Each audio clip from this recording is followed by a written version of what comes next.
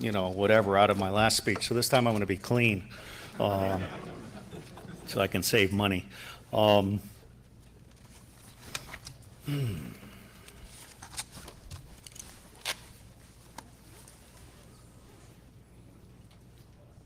All right. Can you see that properly? Can you see the little pig down in the corner? That's the CIA, with lipstick on it. You can put lipstick on the pig, but it's still a pig. Well,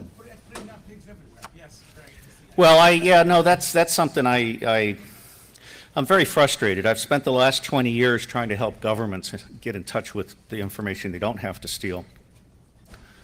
And what's that? Okay. So the bottom line here is now I've started something new, which is screw governments. We're going to create public intelligence in the public interest. And that's where I'm at. Now, Eric is a late sleeper, so I'm not going to give him the what? Okay, I'm done. We don't know any Eric. We know Emmanuel. Oh, Emmanuel. Emmanuel. I remember an Emmanuel. I used to get hard when I was, in college on that. But all right, let's see if we can do page down here.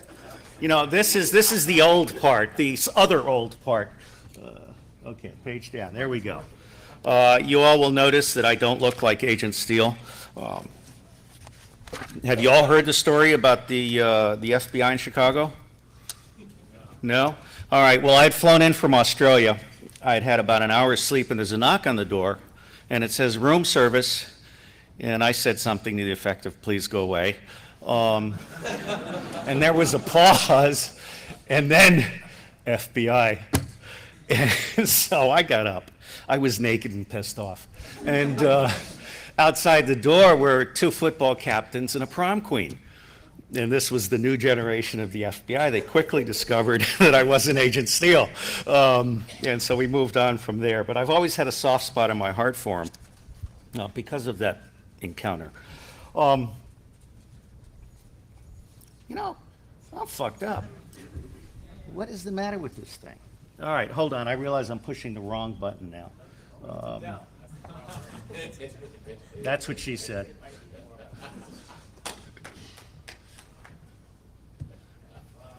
It's all right. We'll get this right eventually. Okay. Page down. Oh, there's a button called End. Right below page down. All right. The song by Jim Morrison. All right.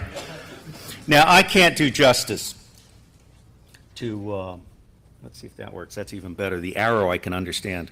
I can't do justice to all that has happened here. And I'm going to give some gifts to Emmanuel at the beginning of Spy Improv after he's had his breakfast. But the bottom line is I was deeply honored to open this conference looking like this, but with a tie. And there were strobe lights and Jello Biafra. Jello Biafra? Is that the right name? It's a country. Isn't it a really fucked up country in Africa someplace? Okay. Anyway, Jello was the voiceover, and we had this Big Brother thing. Little did we imagine in 1994. Now I'm going to be, this is, it's kind of neat, the juxtaposition of the Scotland Yard hat with the Hope logo. And then that's the medal that I'm going to be giving him, a lifetime medal, one of 12. So I'm going to be fire hosing you. I'm going to try and present to you in 50 minutes where we're going to try and take anyone who wants to join us in the next 20. May I live so long. But even if I don't live another day, I think that we're on our way. This is a wonderful DVD, the Blu-ray by BBC. And the whole point of this is to start creating citizen intelligence Minutemen and women. We're going to kick some institutional ass with true cost accounting. Creative Commons. I have been ripped off by every major corporation in Washington for the last 20 years. They steal my ideas, they implement them in grotesque ways that are not cost effective, and and they have profited from being stupid and without honor. Now, for those of you that don't know me, oil brat, 16 years in Latin America and Asia, 8 more later, Marine Corps Infantry, Command and Staff, recovering CIA spy, 3 field tours, 1 chasing terrorists. We're still totally fucked up on chasing terrorists, but we have 1 million Americans on the watch list. You know, yeah, no, of course not. 2 master's degrees. Actually, the Joint Fusion Centers, highly classified facilities where we're supposed to be sharing information with the states, they're closing down. They can't find any terrorists. And there's no need for any of the secret information because it's totally irrelevant in Podunk, Idaho, where the terrorist is Joe after 7 beers. Okay? Yeah, actually, well, no, we have a village idiot and a war criminal running the government, but okay. Open source intelligence lead, does everyone know what open source intelligence is? Okay, open source intelligence is decision support that is based solely on legal and ethical sources and methods. This is not rocket science. General Zinni, who was the director, the commander of the Central Command until Bush and Cheney came in, has gone on record as saying that only 4% of his command knowledge came from secret sources and methods. 80% came from open sources and methods, and the other 16%, if he knew where to look, meaning who to ask from among the 60 nations, the coalitions, it came from open communication. In passing, I'm the #1 Amazon reviewer for nonfiction, and that's going to play a big role in Spy Improv, because I'm going to try and connect as many people as show up with real-world nonfiction.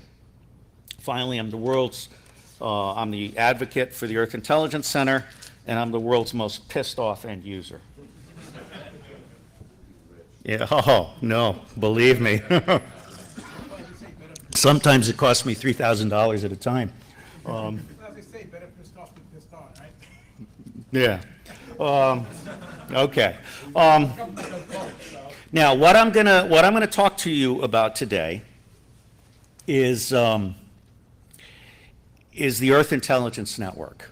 I and 23 other co-founders, including John Raymer, who's behind Intera, and some other very good people, have come together, and we've created a social, technical, and financial plan for harnessing the distributed intelligence of the whole Earth.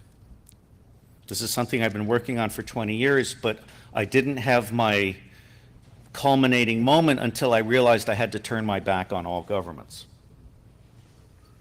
So this is our high-level overview. It's delivered for the very first time to a group of very high-quality people. And I just want to say it's been an honor for me. And I don't think this is the last hope. But if this hotel doesn't get torn down, maybe we could start with the first MOPE, which is the movement on planet Earth, where you shit out all the bad and you keep the good.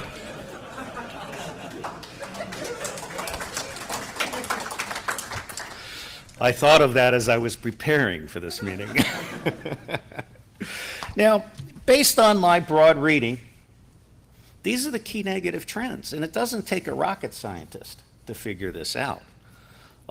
But in fact, complex societies are collapsing. And Charles Perrow said it best in Living with High-Risk Technology. He said, you know, simple systems have single points of failure. And I'm saying this not for you, but for the people that will watch the DVD, all 3 of them. But simple systems have single points of failure that are easy to diagnose and easy to fix. Complex systems have multiple points of failure that interact in complex ways on the way down, are very difficult to diagnose and extremely difficult to fix. Well, we live in a society of extremely complex systems, all built by the lowest bidder with the least ethics. Okay? So we're fucked.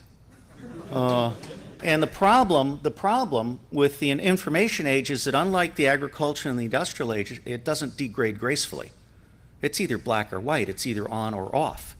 And the story that the media is not covering today is the spread of blackouts, the spread of energy shortages and brownouts and so forth.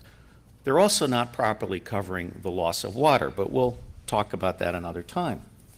These acts of God are acts of man. the more we cement over floodplains, the more we ignore the natural nature of the earth, the more severe and the more frequent will be our natural disasters. And our government, as Katrina amply demonstrated, is simply clueless. Changes on the earth that used to take 10,000 years now take 3, which means we have to get to real-time science, but the extremist Republicans and the American fascists, there's a book by that name, have been waging war on science. They can't deal with reality. Finally, we have shock capitalism. Naomi Klein is one of my favorite authors.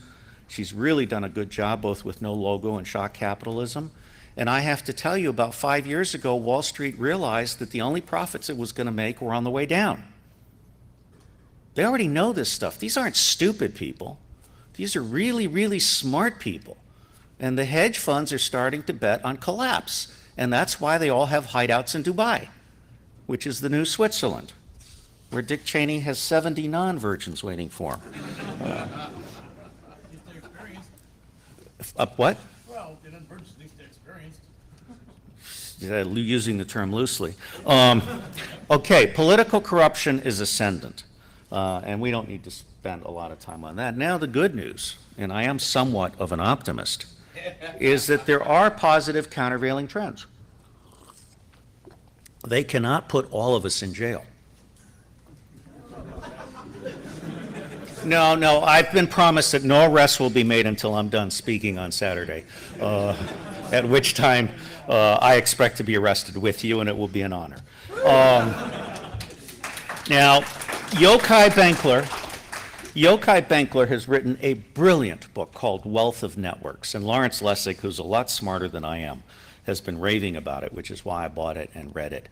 And in essence, God bless Richard Stallman, the open source software model is scalable and extendable to everything we do. And I'll be talking about that a little bit. However, we're coming off 600 years of negative, and the forces of evil are seriously entrenched. Retaking our government, our planet, will require extreme hacking. Okay? Good news, regardless of who wins, I mean, both of these guys are clowns. Okay? Obama is a rube. He's arrogant. He grew up on the south side of Chicago, which makes Tammany Hall look like a really nice girl from upper New York. And John McCain, God bless him, is an honorable man with a bunch of clowns for staff. And these guys are trading sound bites and platitudes. They don't have a holistic architecture, which I'll get into here. And they literally are unfit to lead. They've qualified to run for president, but they're unfit to govern because they don't have open minds, they don't listen, they don't have a model of analysis, they don't really understand how to create a balanced budget. All they want to do is get through 4 years and then 8 years of all the perks and hopefully keep their head up their ass. Bad news.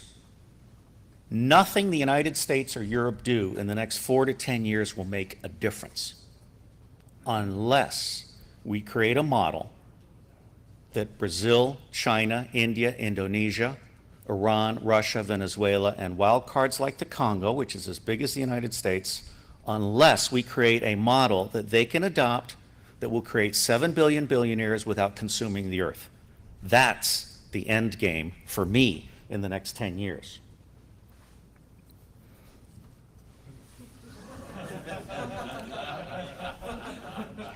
Before we begin, this would be funny if it were not so tragic and true. I'm intimately familiar with the U.S. intelligence community and its budget.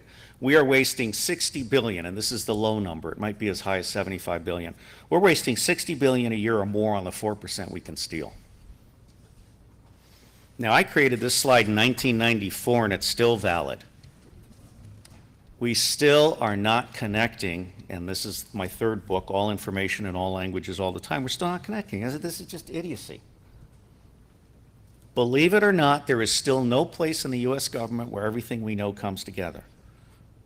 Able Danger was a very fine program which did not violate the law, but we had a chicken shit general who now runs NSA, and chicken shit lawyers lawyers, by the way, in the U.S. government, when they don't know the answer, they say you can't do it.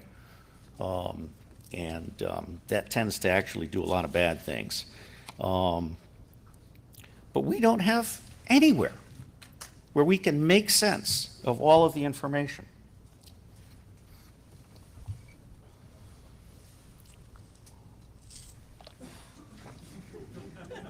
Can you see this in the back? Okay, then I'll read it. It says, all of our data is grossly inaccurate, but I need data in order to manage. The second frame says, if I concentrate hard enough, I can forget that the data is bad, then I can use it.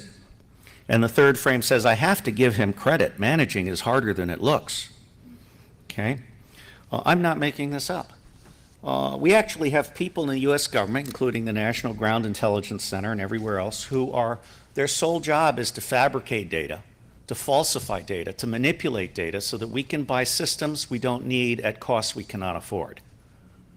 Okay? That's the reality. You know, I've given a lot of thought to this. These are the 7 generations of warfare. And if you guys in the back can't see, I can't help you unless you move forward. But this is really disgusting.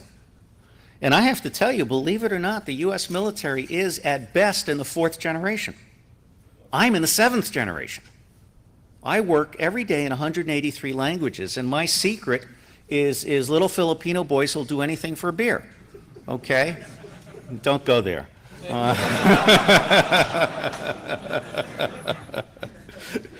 The rest of the government, the civilian government, is still in 1st generation.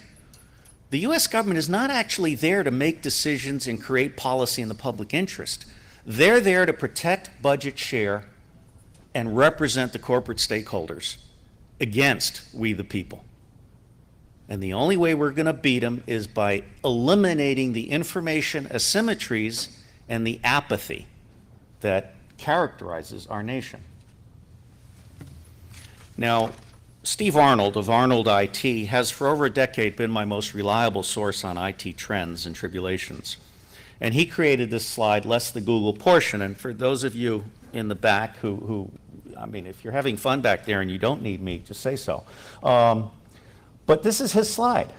That's the universe of information. Search finds the little yellow stuff. Your C drive and everything else finds green, and then text mining. Now, Google now has, and there are 2 books or analytic studies out. One is called Google something or other, and then, the Google Legacy. And then the second book is called Google 2.0, The Calculating Predator. Steve is a genius at finding patents that have been registered in obscure ways. The fact is, Google now has a programmable search engine so that you will only see what someone else has paid for you to see. In my book, that makes Google just as evil as Microsoft, perhaps more so, because they're dealing with the substance of knowledge. But of course, you are on the search engines, you have an option. Yeah, but if you look at the chapter, and he talked about search engines, there's 75 search engines, at least. And most of them aren't worth a shit, okay? Yeah, I know, but let's get through this brief, okay? We got 4 hours tomorrow night. I'll expect to see you there. The reality here is that we're completely out of touch with everything we know. We're out of touch with historical knowledge, with cultural knowledge, with knowledge in other languages, and so forth. So tomorrow night, I'll answer any and all questions about Google, Microsoft, IBM, Oracle, and other actors. I had the word losers here, but I took it out. Oh, wait, processing quadrants. Okay, I'm not going to spend a lot of time here. There's a whole bunch of guys like Nova Spivak going around saying there's this web 2.0, 3.0, 4.0, and all of it basically assumes machine learning. Well, machine learning was oversold in the 1980s, and it's oversold today. And I'll just drive that point home by saying that Jim Bamford, who's written 2 wonderful books on the National Security Agency, using only open sources.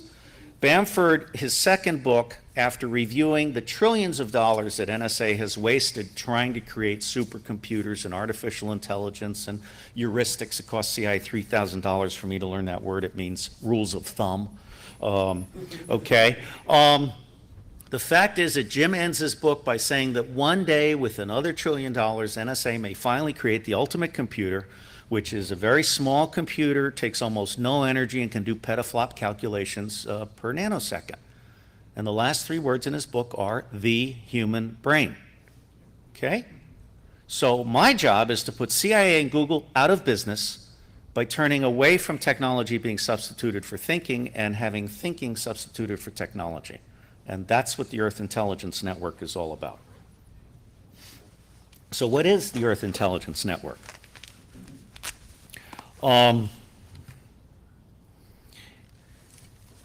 It's a strategic vision for waging peace and assuring prosperity and dignity for all. And one of the things I've learned from a wonderful book called The Fortune at the Bottom of the Pyramid is that the only way to save the billion at the top is by empowering the 5 billion at the bottom. We have to turn them into a wealth creation engine. And C.K. Prahalad is the one who taught me that. EIN is an infinitely scalable concept of operations for connecting dots to dots, dots to people, and people to people. EIN is an information technology platform for creating the world brain. .net, .org, .edu, and .com. EIN is an analytic framework for creating public intelligence in the public interest. And finally, it's a tool for empowering the public everywhere, ending rule by secrecy with online transparent budgets at every level of governance, including global. We are the ultimate open source meme. We own nothing, we control nothing, we earn nothing. I've been very happily unemployed for the last 7 months. I will answer detailed questions tomorrow night. Now, I remind you, this brief is online at www.oss.net/EIN in caps, and you'll see that at the end of the brief also. And I'm planning to use most of the time here. I'll answer questions outside afterwards. This is our strategic vision. There's a 10-page PDF at the website, earth-intelligence.net. We have allowed our governments to ignore reality, our corporations to externalize costs. Let me make a point. Exxon did not make $40 billion in profit. For every gallon of gas that we buy for $4, they externalize $12 in costs to the planet and future generations. Now, how is it that there is nobody making this point on any outlet in this country? I'll tell you why. Number one, they don't know it. And number two, even if they did know it, they wouldn't be allowed to say it because they're bought and paid for. And of course, our media has been stupid and our churches are allowed to cheat and molest instead of healing. Gandhi had it right. Peace is cheaper than war and a lot more fun. More on that as we go. Yeah, right. Don't go there either. All right, now a great deal of thought went into this, and for those of you in the back, the top is Sustainable, Sensible Future, then you got Serious Games for Change, Nonpartisan Policy, Key Concepts, Public Intelligence, Geospatial Foundation, and the glue is memetics and transitional facilitation, whatever that means. I think it means holding hands and having open meetings and open space and all that good stuff. Now, before I take you to the next slide, which is very complicated, I want to do Public Interest Math 101. A document has recently surfaced through Columbia University here in New York City. It's the game plan that the Republicans developed in the late 1980s for buying the U.S. government back. And they essentially created a plan with a budget of $300 million that would entrench the right kind of Republican. I'm a moderate Republican leaning toward libertarian. This is the extremist Republicans now. They came up with a plan, and they executed it, and they won. They bought, from schoolhouse to White House, they bought our government because we weren't paying attention. Now look at the math here. Cost to beat them at their own game is roughly $500 million. 500 million divided by 25 million citizens is $20 a year for a Liberty subscription. 5 million people at $100 a year, same thing. I tested this out on various people. I said, screw 100, we'll give you 500. Okay, and that's a different class of people that's employed, but still. I think this is very, very important. There's absolutely no reason why we cannot create an international technical, financial, and social platform that not only buries governments, but buries Google. And if any of you really love Google, I apologize for offending. Now this is it. I'm sorry it's so complicated, but the bottom line is that at the very top you can mobilize peer-to-peer financial power. And you can then feed that into a technical infrastructure that essentially empowers all websites, all substance, in ways that allow the aggregate to be instantly available to everybody. And there's a lovely little line at the very bottom that I'll read.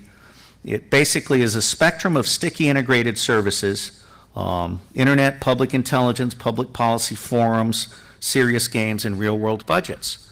I was taught by my seniors at OMB that it's not policy until it's the budget. It's in the budget, and then the budget has been executed. These two presidential candidates are basically slinging carefully crafted pieces of crap at each other and at us.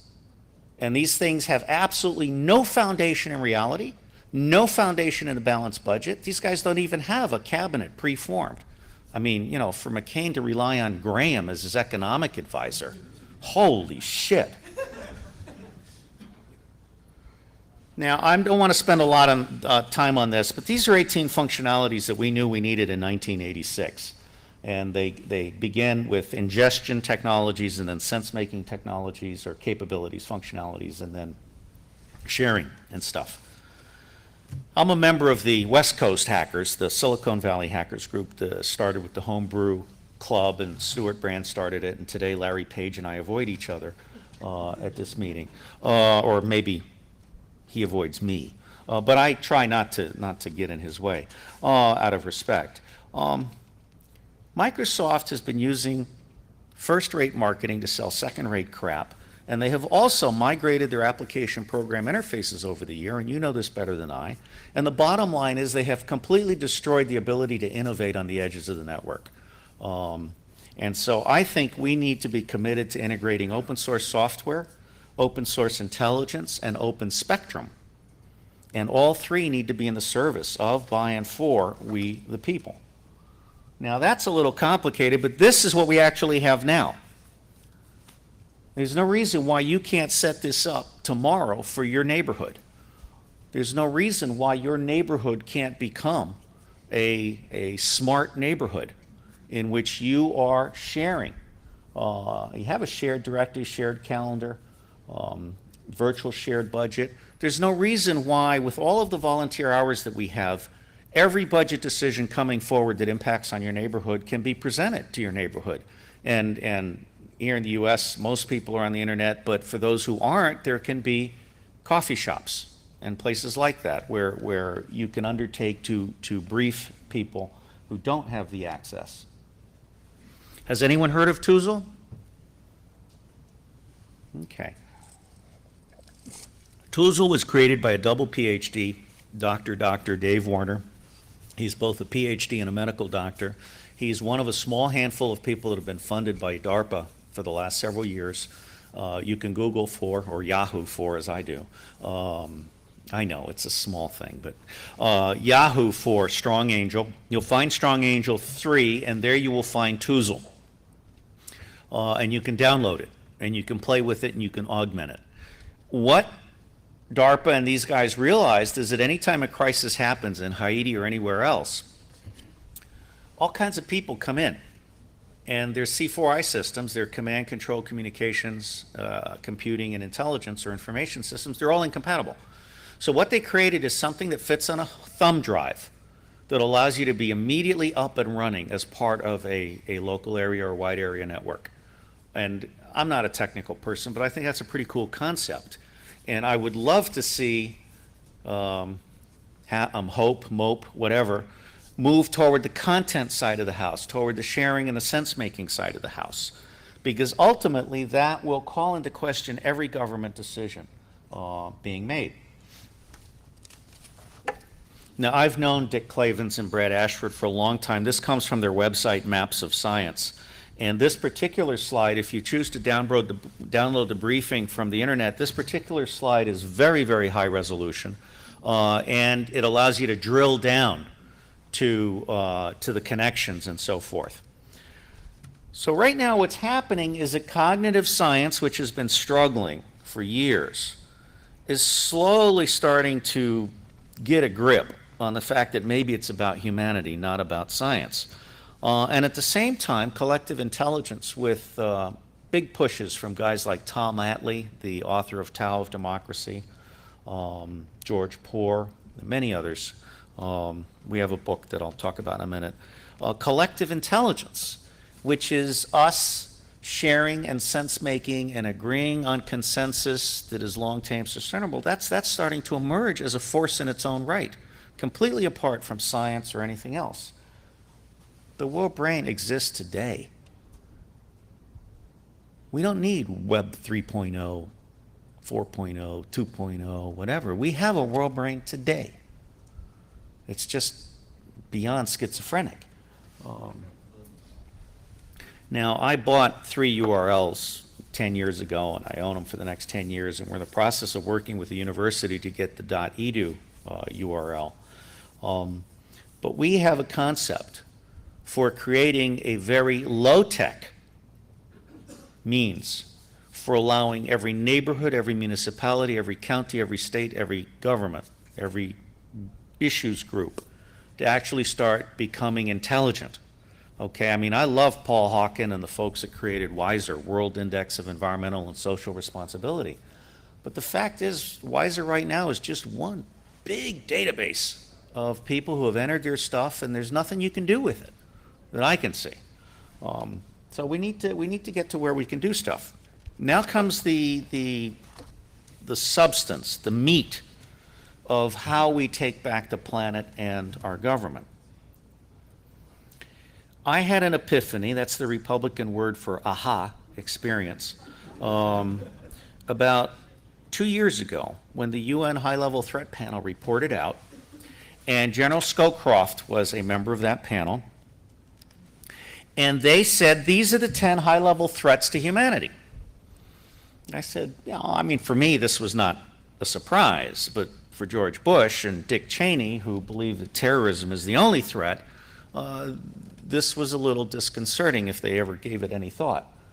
Poverty, infectious disease, environmental degradation. What is so interesting about those 3 threats is that they don't recognize borders. Okay? If we allow massive poverty in Africa, it eventually creeps into Asia, into Europe. Same thing with Indonesia. For a while there, the Australians were planting bombs on boats so that the Indonesians would blow up and drown before they reached Australian waters. Okay? There's a lot of really serious stuff going on out there that nobody is really seeing and capturing. But this caused me to realize that we have to create a global network of, by, and for we the people. Because if we don't do this, if we don't help all the other people get in touch with knowledge and create wealth and so forth, then those of our children that survive will be destined to an airlock kind of environment. And this, I've known this for a long time, but the intelligence community is having a real problem coming to grips with the reality that most of what we need to know is not secret, not expensive, and not available to the federal government. Okay? Ooh. So, in 1994, I made a round-the-world trip at my own expense. It was great. United has this deal where for $5,000 you can make as many stops in Asia as you want and still be in business class. But anyway, Singapore is the only country on the planet that listened to me. I met with the National Computer Board in Singapore in 1994, and today Singapore is the world's first smart nation. And there's a really neat initiative between Singapore and MIT called the SMART Initiative. The Nordics, Norway, Denmark, Finland, Sweden, they're slightly behind Singapore, and then the Netherlands is coming up fast. The United States is now a third world country in just about every possible way that you can imagine. And that's shameful. In the USA, Homeland Security, Charlie Allen, who's the senior member of my very small fan club, he's the Undersecretary of Homeland Security for intelligence and analysis. All he does is focus on terrorism.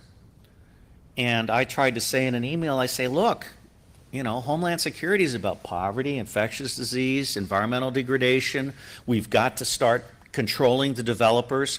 One of the things, and this is a side note, but I want to put it in here. I read a book called Hunting with Jesus after Barack Obama's famous statement about how, you know, these poor suckers, they eat and drink and shoot because they don't have anything else. Well, it turns out he's partly right. And I'll come to a health slide in a few minutes. But the reality is, if we allow developers to continue to pave over floodplains, we're going to have more floods, severe, everything, okay? So we've got to get our act together. Now, General Scowcroft, who I happen to think is the last adult left in Washington, and I hope he lives for at least several more years, that inspired me. And so I have, and maybe tonight I'll show a picture of my library and my map table, but I went back through all of the Mandate for Change books for the last 5 or 6 presidential elections. These are where all these cabinet secretary wannabes write these little learned 10-pagers of how we can save humanity by giving me this job. And I realized that there are 12 core policy areas. And today, these 12 core policy areas are represented by or by secretaries of the cabinet who want to do nothing more than protect budget share and protect vested stakeholder interests, meaning mega farms. The guys that create massive cattle farms where the shit gets into the spinach and then the spinach gets into the tomatoes, and you know the story, okay? So agriculture's out of control. So is diplomacy. I mean, I think Condi Rice has invented pissant diplomacy, a new term of the art. It's totally irrelevant. The economy, education, energy, family, health, all of these things are related. You should not use water you don't have to grow grain you don't need to fill a gallon of ethanol gas at a cost of like 1,700 gallons of water per gallon. Okay? This is what's called true cost accounting. We don't do it, although Paul Hawken and the Natural Capital Institute and others have. I mean, family, health, education, all of this is integrated. I found out in Hunting with Jesus, and this is why I wanted to bring it up here, that across America we have all these small town fiefdoms in which the elite, the Chamber of Commerce, the City Planning Council, people like that, they cut deals with corporations. They give them public land at a gross discount. They give them tax breaks they have no right to give. And then in consequence, they also keep everyone in that little fiefdom uneducated and medicated on beer and Twinkies, okay? And so what we have all across America is some shithead elites that are screwing over the population, because there's no one there saying, hey, wait a minute, we're the public, not you. So we've basically handed over our birthright to a bunch of people that now feel privileged and entitled. I mean, I'm not worried about the entitlements at the bottom, I'm worried about the entitlements at the top. Okay, we need to cut those people off at the knees. Most information is not secret, but the US government doesn't really get that. I've made this point earlier. Nothing we do, nothing, is going to matter unless we create an Earthgame and a model that can be reasonable, and not just a whole of government, but a whole of America model that can be migrated to Brazil and China and so forth. Then they have to want to take it. Okay, Jonathan Schnell has written a wonderful book called Unconquerable World, which is correct. Chalmers Johnson has written Sorrows of Empire. But the bottom line here is we can't force anybody to do anything. Iraq is the last really stupid war, I hope. And I was in Vietnam, and Vietnam was a similarly stupid war. And now literature is surfacing that says we knew going into Vietnam that it would be a 10 or 15-year war and that we'd have 50,000 casualties, but it was considered good enough to completely justify the rebuilding of the US military. And that's what Iraq is doing, is basically completely justifying the rebuilding of the US military. And that's just nuts. So here it is all put together.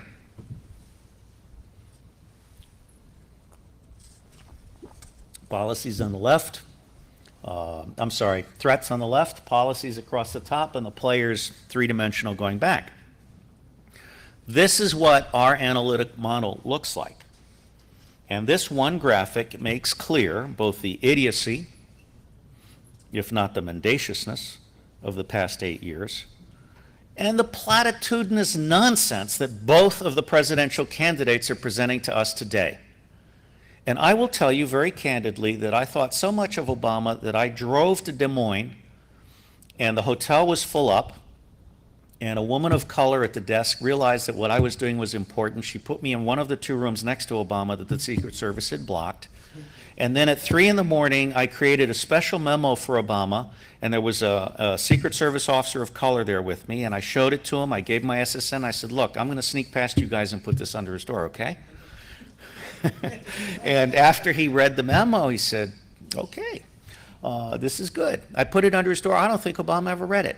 I have come to the conclusion that Obama is a house Negro, that he is a slick, arrogant, non-player, and that as good as he is as a human being, and I love his wife. I think his wife is extremely smart, and I think she should never have taken shit for saying, for the first time as an adult, I'm proud of my country. Everybody knows we're proud of our country in theory, but America, right or wrong, is a stupid, fucked up idea, okay? And so I found out very recently, Webster Tarplin Griffin has written a wonderful book called Obama, the Postmodern Coup. Obama is Jimmy Carter's second life, with Brzezinski, a Pole, having one more war with Russia in him. You elect Obama, you're electing Brzezinski, and you are picking war with Russia, and Brzezinski's so stupid these days, he's getting senile, he thinks he can push the Chinese out of the southern hemisphere. Who don't want McCain? You can't win. Well, yes, you can, because McCain's going to die, and then his vice president becomes president. No.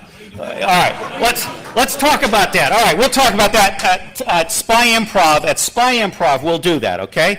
I actually have a McCain sticker on my thing, but I'm actually betting on Bloomberg, not running, but funding someone to run, and I'm eligible. I'm volunteering. I don't think I will ever be elected president, but nothing would give me greater pleasure than to put Spy Improv into the presidential debates. Yeah. You want to see evil? All right, or good, whatever. Now, I inserted this slide to make a point. I was having a talk with some people. PricewaterhouseCoopers has issued a report recently, which is on my website, which documents that 50% of what we spend in the health industry is waste. Okay, it's waste. Now, at the same time, I know some really smart people who have very discreetly been going on all over the world, and I know that I can eliminate the Medicare unfunded deficit, period. I can take it off the books. Because the stuff we pay for $600 here in the US and we pay $60 in Canada, they pay $6 in South Africa, okay? And the only reason we're paying $600 is because the pharma people bribed Congress to say the US government cannot negotiate for prices. But at the same time, pharma is not the answer. Pharma and surgical intervention ought to be the last. And let me tell you how to make any doctor shit in his pants after he's proposed surgery to you. Just say, is this evidence-based? We have so damn much elective surgery and surgery that has absolutely no foundation. I mean, I like John Edwards as a good human being, but he got his millions by putting good doctors in jail or impoverishment so that bad doctors could do more operations that women didn't need. Okay? And this is the kind of public intelligence that we have to bring up and push out. God, I feel like a kung fu artist, you know? So this is a little model that I created one afternoon talking to these people. Healthy lifestyle. Okay, these people are getting fat on Twinkies for, among many other reasons, we're not holding these companies accountable for the true cost of what they're selling. Okay, the true cost of water, sweatshop labor, calories, all kinds of crap, the pesticides, the stuff that's in the food that we eat is unregulated. It's virtually unregulated. Of course, but that's a simple That's very plain. The fact of the matter is that the U.S. government should be guaranteeing a healthy lifestyle, otherwise eat local, okay, which is a meme that's coming up. Eat local, home rule, so on. Healthy environment. I mean, it is not healthy to live in this country, with the exception of Colorado, and maybe Vermont and Oregon, and portions of Washington. No, Lower Manhattan is where the aliens live.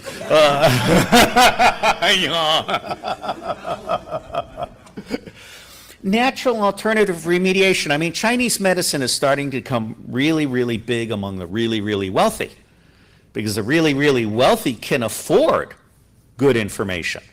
And they're starting to figure out that there are so many different ways. And in fact, it turns out that Chinese medicine is best as a pain reliever, so that you don't do pharma, okay? And of course, Chinese medicine is also best. I had a meeting with a guy who was saying acid reflux, they wanted to give him all these things and surgical intervention. He went to both a Chinese and an Indian doctor, and they said, asshole, don't eat meat after 12 and stop drinking caffeine. All right? So there is a lot of common sense out there. There is a lot of good knowledge, but that good knowledge is being censored. There's a book that I reviewed called Fog Facts. We know this, but we don't know this. We don't teach our kids in school. I mean, school still, industrial prison, you know, whatever. Don't get me going. And then finally, we have medical tourism and telemedicine and a whole bunch of other things that we can do instead of checking into the world's most expensive, most diseased hospitals on the planet. Okay, you're guaranteed to walk out with 3 for 1. Okay, you come in with 1 disease, you leave with 3. Okay, so this is a book that I'm toying with publishing this book soon. And I'll just leave it up for a minute.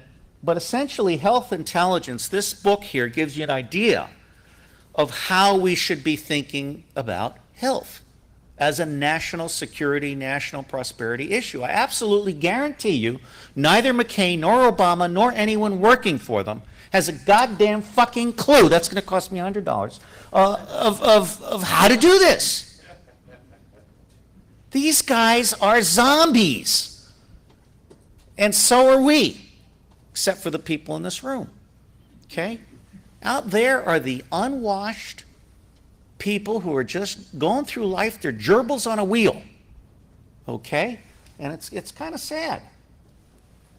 However, I'm somewhat optimistic.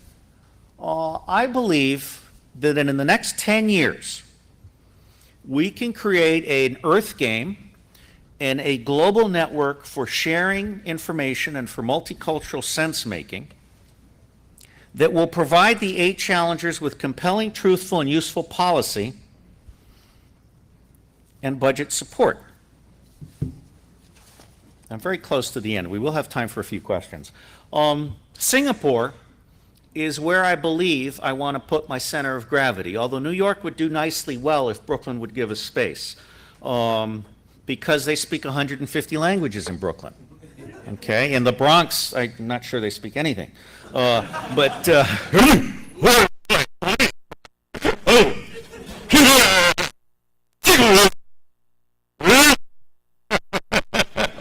sorry, how could I do something like that? Please forgive me, those 3 of you from the Bronx. They're still processing what they just heard.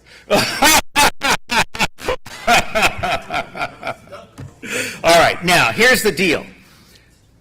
Our gift of life to our children and future generations must be a gift of the Earth Intelligence Network and the Earthgame of, by, and for all of the people all of the time. And that doesn't just mean us, it means everybody else.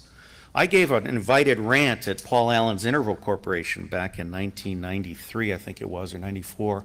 Rob Tao, who's also a member of the West Coast Silicon Valley Hackers thing, invited me. And I'm still very proud of that rant. It's called God, Man, and Interval. And you can find it easily on the internet. And I basically said, all your fancy technology ain't shit unless it can help a pregnant mother in India move the ball forward. And so this is where we need to go, okay? We're in the process now. The United States is at least 6 different, maybe 9 different societies. And I hate to tell this to you, but you're on the lifeboat with a really big hole and sharks all around. And I'm not sure we're going to survive, but I'm moderately optimistic. I think we can do this. I think we can bury secrecy. I think we can bury spending on war that we can't afford and don't need. And I think we can, in fact, wage peace, as I used to call this in the 90s, information peacekeeping. Now, Medard Gabel was Buckminster Fuller's assistant in creating the world game, an analog game.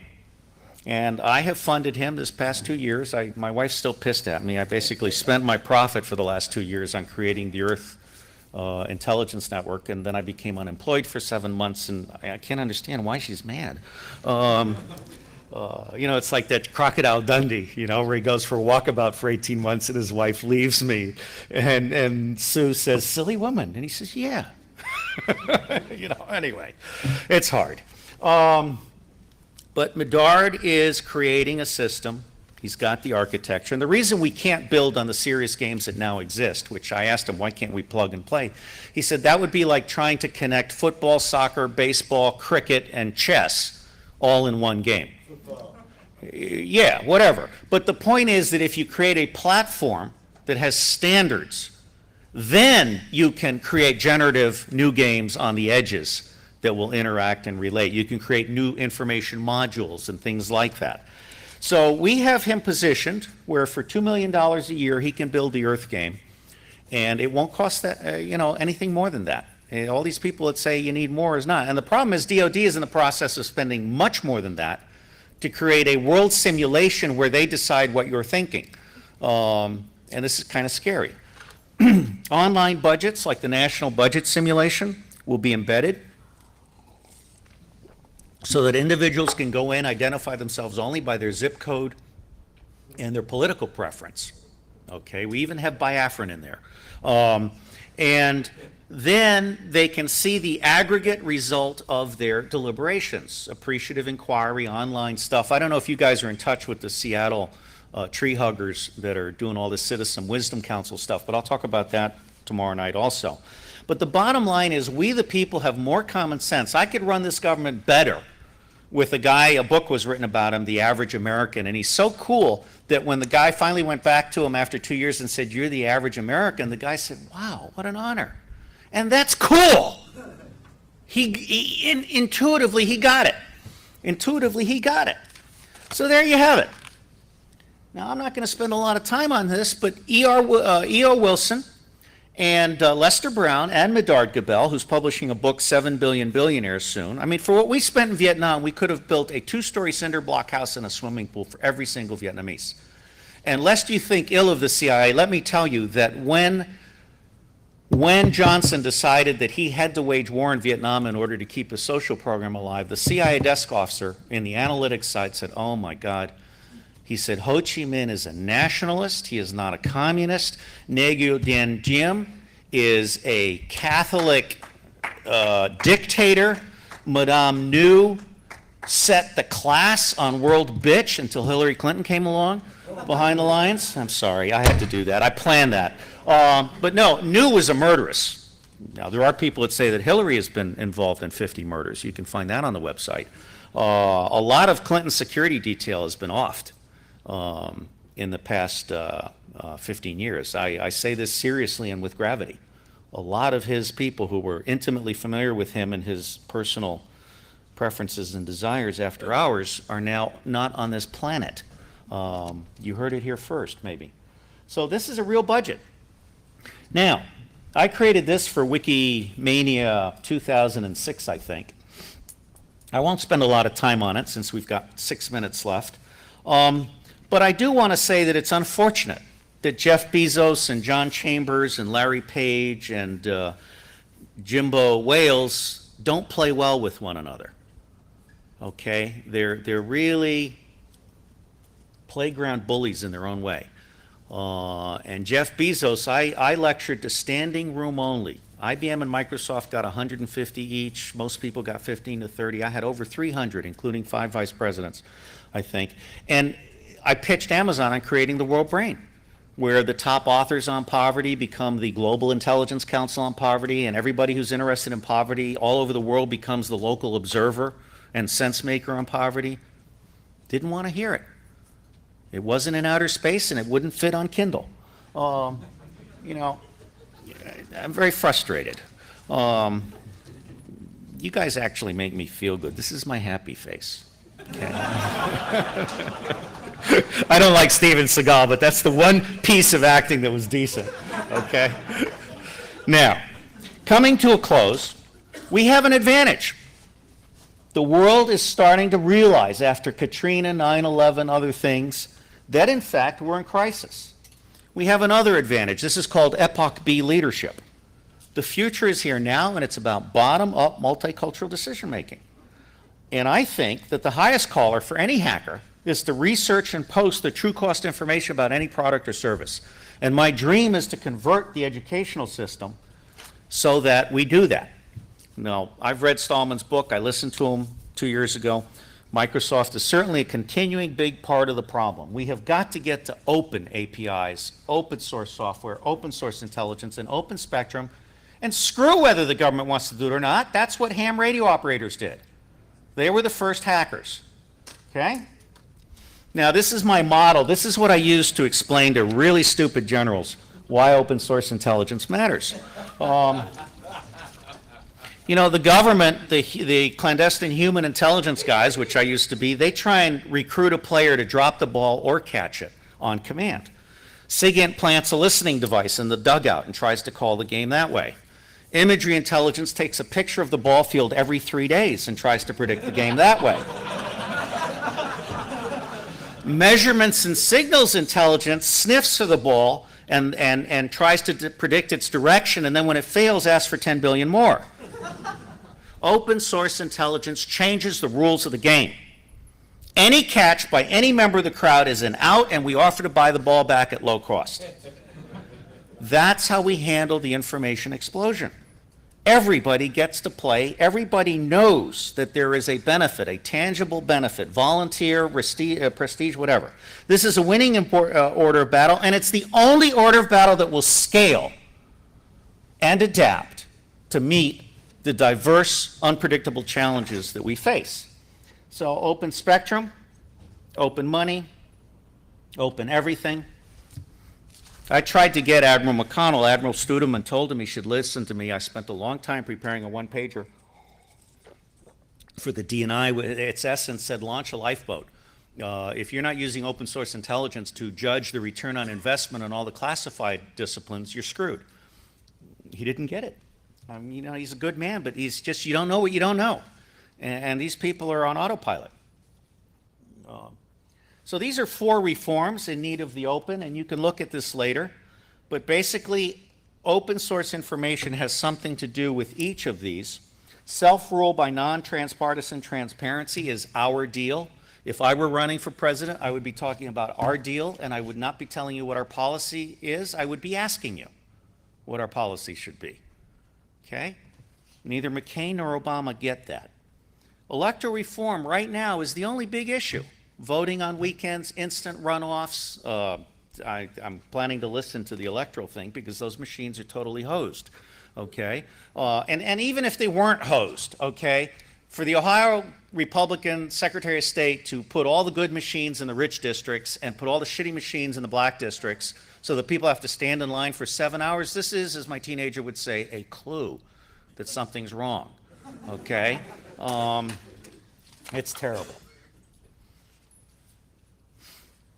You are all, as hackers, pushing the edge of the envelope, and I'm very proud to have been one of the first people to really understand that and to speak on that behalf. And in fact, there's a PBS, I just found a PBS interview with me. If you look up Robert Steele Spy Hacker PBS, you'll get it. Geez, I was smart back in 1994. I mean, really, pushing the edge of the envelope. And in my view, we need to terminate this kind of we are our own little community, and we need to go out there and infect everybody else. So this is our first book, Collective Intelligence, Creating a Prosperous Planet at Peace. As with all of my books, it's available free online. The direct URL is www.oss.net/CIB. Now, to the right is something my son and I devised. And with a tip of the hat to Jolt Cola, I believe we can dare to want it all. We are one. And I'm not the person that originated that concept, but I absolutely agree. And oh, by the way, I want to go back and say on the public intelligence thing with a tip of the hat to Nat at O'Reilly, open source, and this is so cool, I have to use it. Open source is Darwinism, while proprietary malware and secrecy are intelligent design that is not so intelligent. I love that line. Nat at O'Reilly is the originator of that line. Now, I brought 120 copies of this latest book, and they're going to sell them half price at the desk for $20.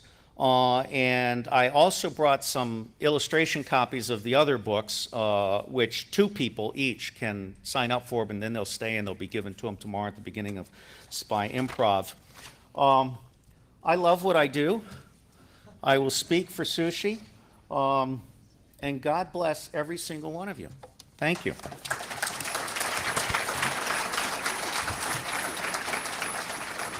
And time's up. See you tomorrow night, if you choose.